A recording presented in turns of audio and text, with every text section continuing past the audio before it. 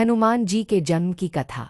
हनुमान जी का जन्म त्रेतायुग में हुआ था। वे भगवान शिव के 11वें रुद्रावतार माने जाते हैं। उनकी जन्म कथा अत्यंत रोचक और दिव्य है। हनुमान जी का जन्म कैसे हुआ? अंजना देवी और केसरी नामक वानरराज के पुत्र के रूप में हनुमान जी का जन्म हुआ था। अंजना देवी ने भगवान शिव की घोर तपस्या की थी, जिससे प्रसन्न होकर शिवजी ने उन्हें वरदान दिया कि वे उनके पुत्र के रूप में जन्म लेंगे। उसी समय अयोध्या के राजा दशरथ ने पुत्रेष्टि यज्ञ किया था, जिससे उन्हें श्री राम, लक्ष्मण, भरत और शत्रुघ्न नामक पुत्र प्राप्त हुए। यज्ञ के दौरान अग्निदेव ने दशरथ को खीर दी थी। कहते हैं कि वायु देवता ने उस खीर का एक अंश अंजना माता के पास पहुंचा दिया, जिससे उन्होंने हनुमान जी को गर्भ में धारण किया। इसीलिए हनुमान जी को पवनपुत्र भी कहा जाता है। हनुमान जी की बाल लीलाएं।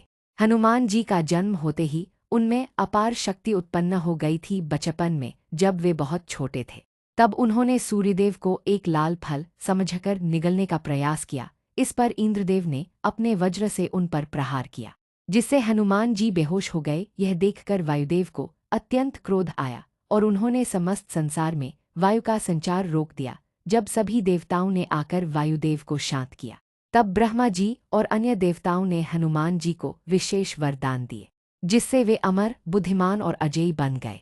बाल्यकाल की अद्भुत घटनाएं। सूर्यदेव को फल समझकर निगलने का प्रयास।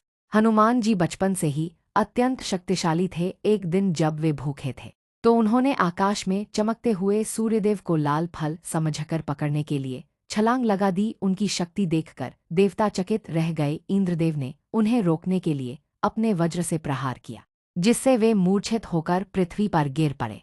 वायुदेव को इस पर क्रोध आ गया और उन्होंने समस्त संसार में वायु का प्रवाह रोक दिया, जिससे त्राहि मच गई। तब ब्रह्मा जी और अन्य देवताओं ने आकर हनुमान जी को जागृत किया और उन्हें विशेष वरदान दिए।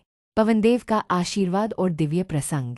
राजा दशरथ ने जब पुत्रेष्टि यज्ञ करवाया, तब यज्ञ कुंड से प्राप्त खीर को उनकी तीनों रानियों ने ग्रहण किया। कहते हैं कि उसी समय गरुड़ के माध्यम से कुछ खीर अंजना माता तक पहुंच गई, जिसे उन्होंने प्रसाद स्वरूप ग्रहण किया। इस खीर को ग्रहण करते ही भगवान शिव के अंश से अंजना माता के गर्भ में हनुमान जी का प्राकट्य हुआ। वायुदेव ने अपने आशीर्वाद से इस गर्भ की रक्षा की और इस कारण हनुमान जी को पवनपुत्र कहा जाता है।